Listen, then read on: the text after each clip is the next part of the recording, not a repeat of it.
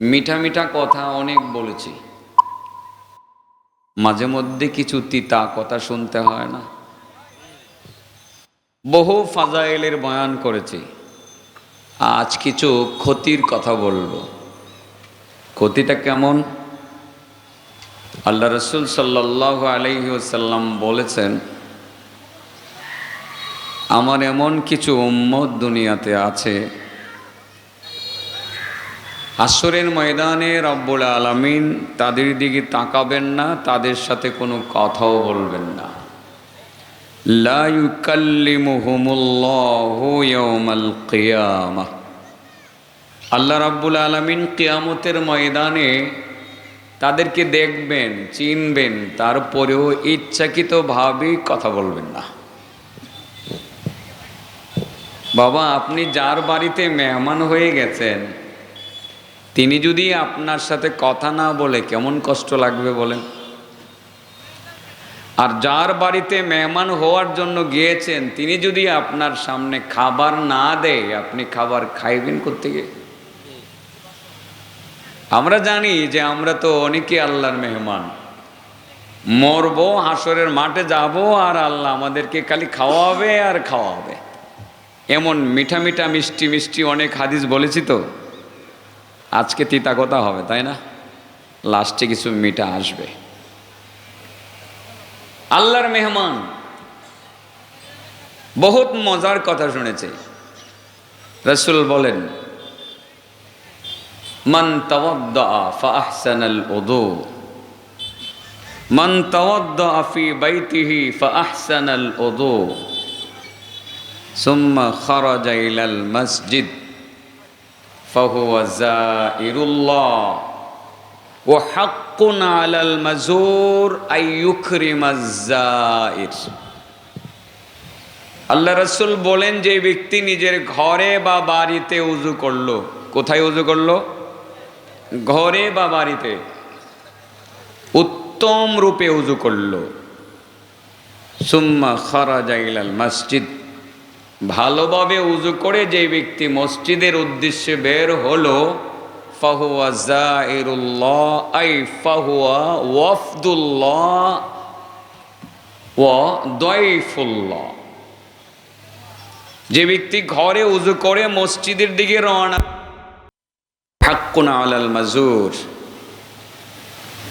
যেহেতু সেই ব্যক্তি আল্লাহর মেহমান, অতএব আল্লাহ হলেন মেজবান।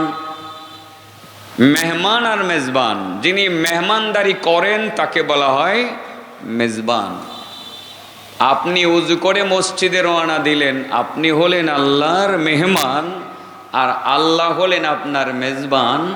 আর মেজবানের দায়িত্ব হলো মেহমানকে মেজবানের শান অনুযায়ী কদর করা। অতএব কারণে আল্লাহর উপরে দায়িত্ব বর্তায় আল্লাহর শান অনুযায়ী আপনাকে কদর করার। আপনি শুধু ঘরে উযু করে মসজিদে রওনা দিলেন, আল্লাহর মেহমান হয়ে গেলেন। আল্লাহ নবী বলেন, তুমি উযু করে মসজিদে নামাজে গেলা, যাওয়ার পথে তুমি একটা অন্যায় করে ফেললা। আল্লাহর মেহমান হয়েছিল সত্য, মুহূর্তের মধ্যে আল্লাহ মেহমানের তালিকায় নাম যিনি উঠাতে পারেন, তিনি আবার কাটতেও পারেন।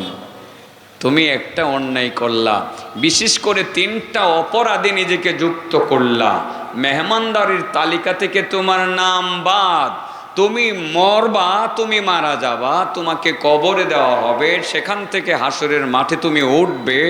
আল্লাহ তোমাকে মেহমান বলে ডাক দিবেন, দূরের কথা আল্লাহ তোমার দিকে ফিরেও তাকাবেন না।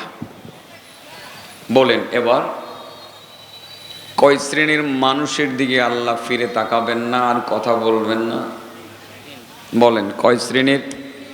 সালাসাতুন লা ইউকাল্লিমুহুমুল্লাহু ইয়াওমাল কিয়ামাহ, সালাসাতুন লা ইউকাল্লিমুহুমুল্লাহু ইয়াওমাল কিয়ামাহ। আল্লাহর নবী বলেন, দুনিয়ার 3 শ্রেণীর মানুষ, আমার 3 শ্রেণীর উম্মত এমন হবে, কিয়ামতের ময়দানে আল্লাহ রাব্বুল আলামিন তাদের দিকে ফিরেও তাকাবেন না, কোনো কথাও বলবেন না। লা ইউকাল্লিমুহুমুল্লাহ, আল্লাহ রাব্বুল আলামিন তাদের সাথে কোনো কথা বলবেন না। সেই তিন শ্রেণীর মানুষ কারা? নামাজ পড়ার পরেও আল্লাহ তাদের দিকে ফিরে তাকাবেন না। প্রথমে মেহমানদের তালিকায় নাম ওঠানোর পরেও আল্লাহ তাদের দিকে ফিরে তাকাবেন না। রোজা রাখার পরেও আল্লাহ তাদের দিকে ফিরে তাকাবেন না। লক্ষ কোটি টাকা দান করলেও আল্লাহ তাদের দিকে ফিরে তাকাবেন না। এবং হজ করলেও আল্লাহ তাদের দিকে ফিরে তাকাবেন না।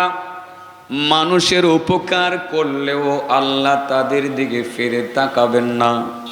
সেই কপাল পোড়া তিন শ্রেণীর মানুষ কারা? যাদের দিকে আল্লাহ তাকাবেন না এবং কথা বলবেন না। সেই তিন শ্রেণীর মানুষের পরিচয় আমরা জানতে চাই কি চাই না?